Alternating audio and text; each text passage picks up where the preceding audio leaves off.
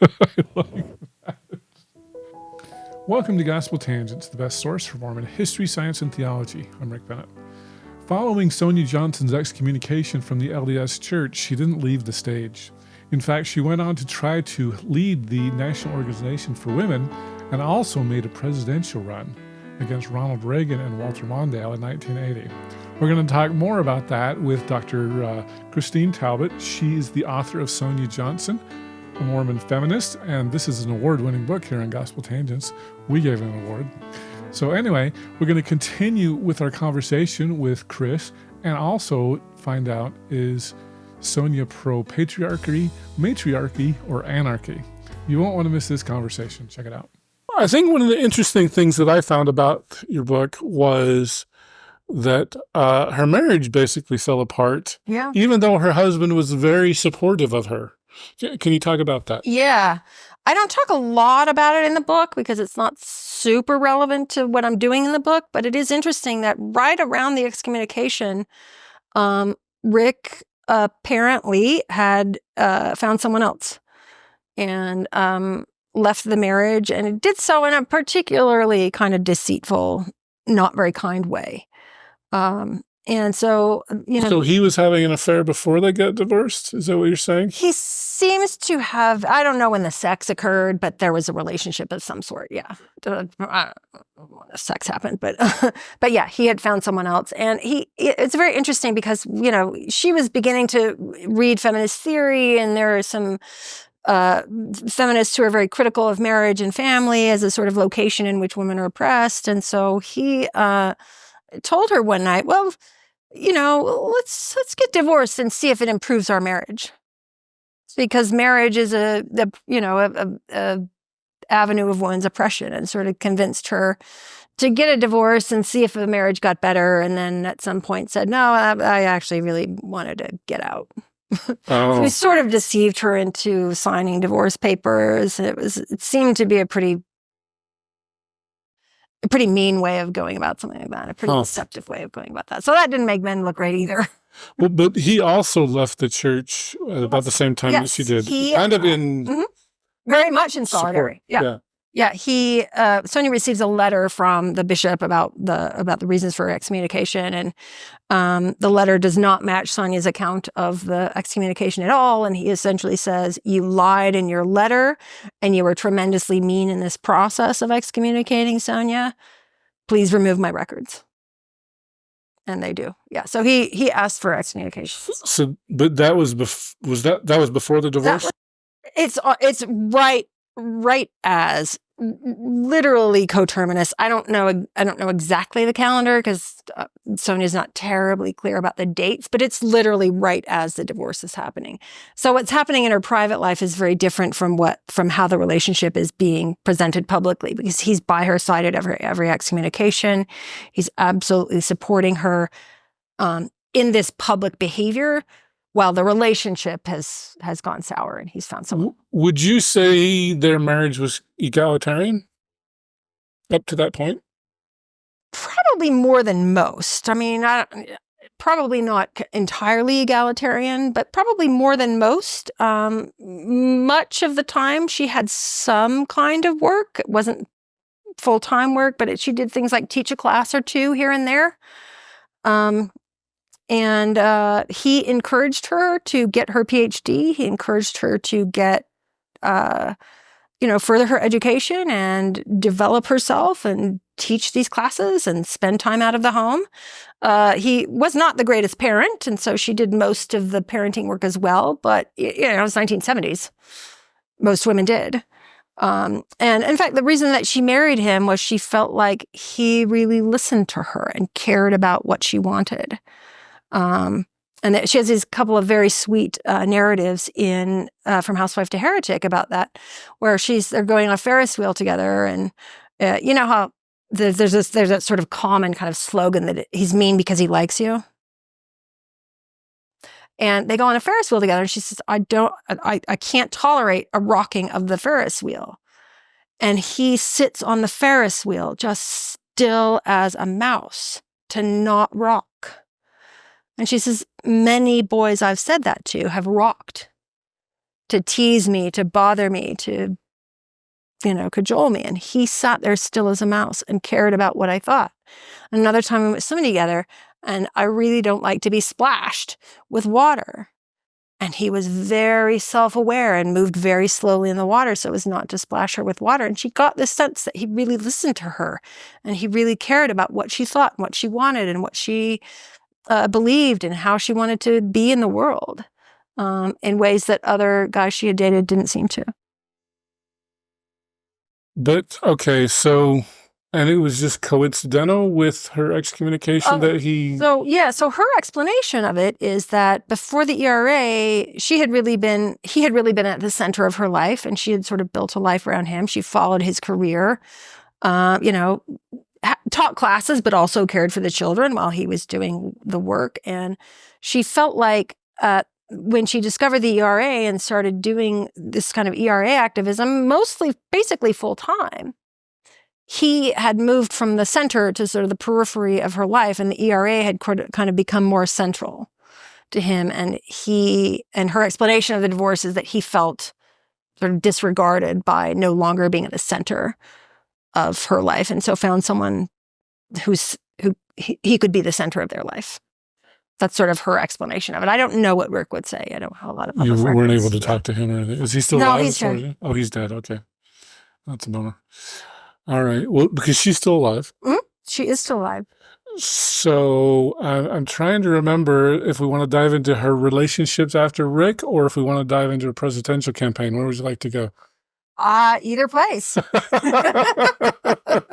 Let's dive into a presidential campaign. All right. The now presidential campaign or the U.S. presidential campaign? Oh, I forgot about now. Yeah. Yeah. Let's do both, because she probably did now first. And then... Now in 1982, yeah. Okay. And now stands for National Organization for Women. National Organization for Women, yep. And it was, by this point, by the time Sonia shows up, now has basically become an ERA lobbying organization. It does other things, but its primary role is as an ERA. It's still around, but it's not nearly as big as it was in the 80s. It is still around. It's not nearly as powerful as it was in the 70s and 80s. Yeah. But it still exists. And she, over the 1980s, had become increasingly committed to nonviolent activism. And some of your listeners might know that she was part of a group of 21 people who chained themselves to the temple in Bellevue, Washington. I'm sure that went over well. Yeah. They chained themselves to the gate of the temple in Bellevue, Washington as part of an ERA demonstration. They're known as the Bellevue 21. You can Google it. So she had done some pretty radical activism, and her another sort of famous one was she did a 40-day fast in Illinois, which is the last sort of state legislature within which the math was possible for the ERA to pass. If the ERA didn't pass in Illinois, it was dead. So she and 6 or 7 other women fasted inside the Capitol Rotunda for 40 days. And during that time, she became increasingly committed in the early 80s to that kind of nonviolent activism, and sort of made the argument, and she's mostly right about this, that no social movement succeeds without nonviolent activism. And so she had also developed, primarily through her relationships with male hierarchy in the church, a very anti-hierarchical sort of life philosophy, just a disdain for any kind of hierarchy anywhere ever. And so she saw the national organization as this very hierarchical institution, and it kind of is. There's a president, and the president has vice presidents, and there's a whole sort of structure of it. And she had given, the year prior, she had given a nonviolence workshop about nonviolent activism at the now National Convention in 1981. At the same time, the plenary session was happening where the president and folks were speaking. And what happened is that everyone went to the nonviolence workshop with Sonia, and not the plenary session where the president was speaking. So she got called to the principal's office, called to the president's office, during which she was being chastised by the president for having his nonviolent workshop. And she said something like, "This organization is just like the LDS church." here you are chastising me for my misbehavior that doesn't follow your silly little hierarchical lines that suggest that you're more important than I am because you're the president of the organization.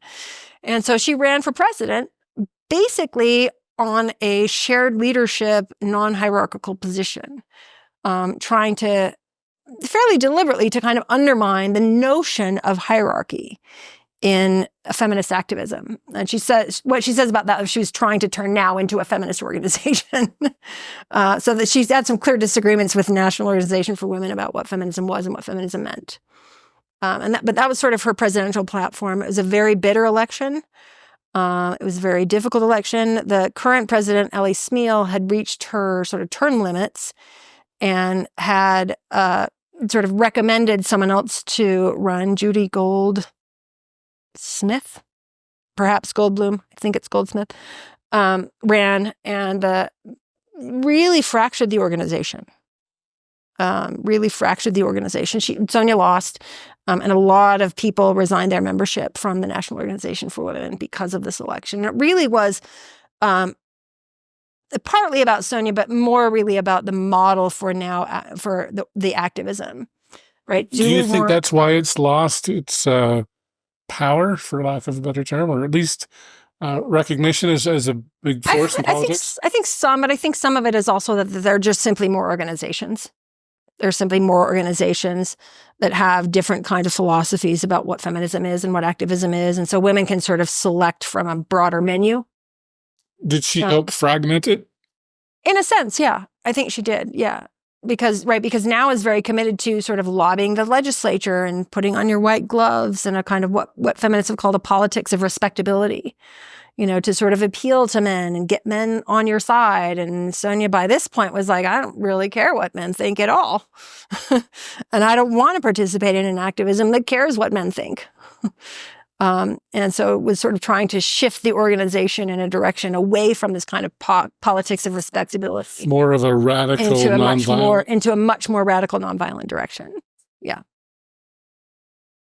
But she lost, and yeah. And so then she ran for president. Which is incredibly ironic because there's hardly a more patriarchal, hierarchical thing that one could do than run for U.S. president. But she sort of runs reluctantly. There's a party called the Citizens Party, which is a very small party, and they basically don't have a candidate. And so she's on a plane at some point next to someone from the Citizens Party who recognizes her, probably from Donahue or Tom Snyder, one of those shows. And says, hey, what do you think about running? What do you think about running for president? She said, no. And basically the guy says, well, come to our meeting. She says, all right. And somehow they convince her to run. and she says, here's my platform. My platform is, if I win, I am going to begin meeting with women leaders and the wives of other leaders, and all the women are going to get into a room and negotiate world peace. And I'm going to get some radical environmental policies, and I'm going to run on a feminist platform. And kind of because they don't have anyone else, they sort of say, all right, sure.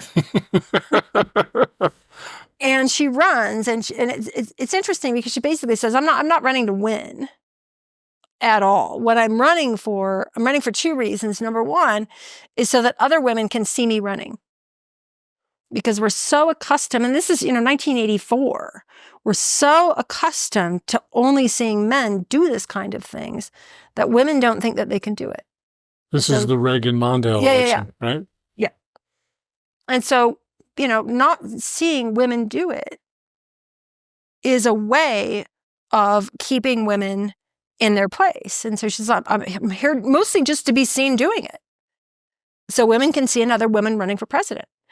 And then the second reason is to be able to say things like, men are leading us down a path of global nuclear destruction and war, and women and sort of feminist philosophy is better at dealing with the issues around environment, around nuclear war, around international relations that we're really looking at.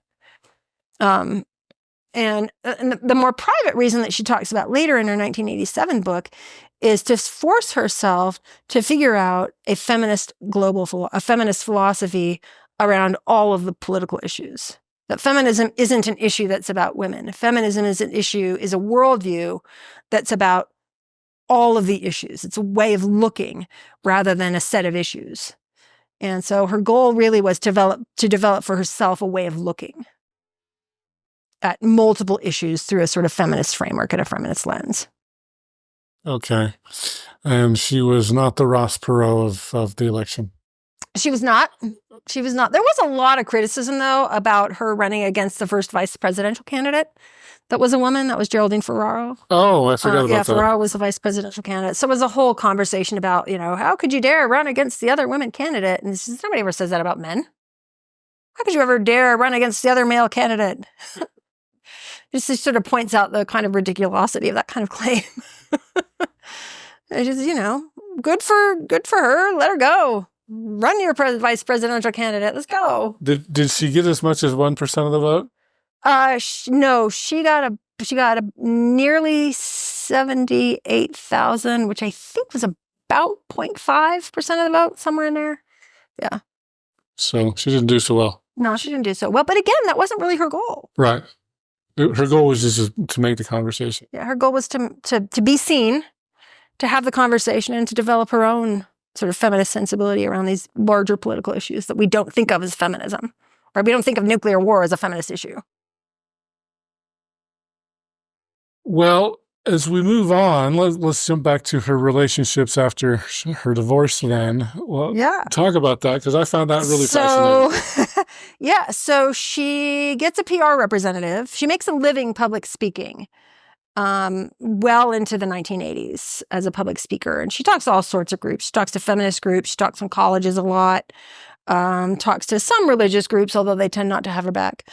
Because she becomes fairly irreligious after. Well, can you talk about her, I guess, deconversion? Was it just, I hate man and therefore I hate the LDS church? Or, because you said she was kind of mystical before. Yeah. Can you talk about that? Yeah. She doesn't talk a lot about that, but she basically comes to a kind of a fairly atheist position. And the sort of route to atheism is, if there's a God, he's not doing particularly well. He's really not doing particularly well. And most of his representatives on the planet are not doing particularly well. And that's sort of in a kind of men are not doing particularly well in these positions of leadership category. And if God's a man, God's a man, I'm not buying it. So that's sort of the route. She didn't go into Heavenly Mother theology? She dabbled a bit in the late 1970s, early 1980s. She dabbled a bit, talks about it ever so slightly, had a few friends over at her house to sort of discuss it. In fact, it's interesting because one of the things that she reports her bishop trying to get a hold of and trying to accuse her of is running a Mother in Heaven cult out of her house. And, she said, I had 3 or 4 friends over to talk about it. I'm pretty sure that's not a cult. But anyway, so she sort of dabbles in it, but again, that anti-hierarchy piece comes in, and she says, I don't, God in drag is still God. And she's become so anti-hierarchical at this point that she sort of believes that any kind of hierarchy is patriarchy, no matter who's doing it. Even now, yeah, right. So that really is her problem with the National Organization for Women, is that they're reenacting hierarchy just with women. They're reenacting patriarchy just with women instead of men. It's matriarchy. Yeah, and so the whole notion of archy becomes really repugnant to her. So she becomes anarchy. Yeah, in fact, many people have categorized her as an anarchist feminist. Huh. Yeah. Yeah, one of a couple of anarchist feminists. So she becomes very, very disenchanted with the notion of hierarchy. So she dabbles with this. She dabbles with Mother in Heaven, but in the end sort of decides it's the same stuff. Okay. And so she just falls into atheism then? Yeah, she really just falls into atheism. But also later in her life develops a very fascinating kind of spiritual vision around women and becomes increasingly, one of the things she seems to keep from Mormonism is a commitment to a sort of gender essentialism, that men are X and women are Y by their very nature. She disagrees with the church broadly about what that X and Y are, but she sort of becomes committed to this position by the early 2000s that men are by their nature fairly destructive and women are by their nature fairly life-giving. And to the extent that women are destructive, they've been conditioned by patriarchy to be so. And to the extent that men are life-giving, they're sort of pulling the wool over women's eyes about what they are really like. And sort of becomes committed to a kind of spiritual vision of a women's world and what a world built by, for, and about women could look like. She tries to enact such a world in the early 90s. It doesn't go very well. It ends in financial and personal controversy. But she sort of builds this kind of spiritual vision around women as a kind of life-giving force in a kind of opposition to what she sees as men's sort of commitments to violence and commitments to hierarchy and those sorts of things. Yeah. So she has a very interesting spiritual journey. Well, yeah, for sure. I hope you enjoyed our conversation with Dr. Christine Talbot. She's the author of Sonia Johnson, a Mormon Feminist. In our next conversation, we're going to talk about some of Sonia's relationships. They were definitely different than what you would think. But this is only going to be available to newsletter subscribers. So go to gospeltangents.com/newsletter, and I'll send you a free link to the final part of our conversation with Dr. Christine Talbot. So she was heterosexual until she got excommunicated, and then... Sure. Sure, we can go with that. I mean, I think the question you're asking me is she really a lesbian? Yeah. I don't know what that term means. And it's especially a difficult question in relationship to these political commitments, right? Because the women who is she a political lesbian as opposed to a natural lesbian? Or I don't know what the term is. I don't know. I mean, I don't know that's such a... You're the gender studies expert. Yeah, yes, I am. That's probably why I don't know. Okay. If you like what we're doing here on Gospel Tangents, please sign up for our Patreon, and as little as $5 a month, you can access the entire interviews. We can also show full videos and give access to collections. So sign up at patreon.com/gospeltangents. Help support me to keep this podcast running.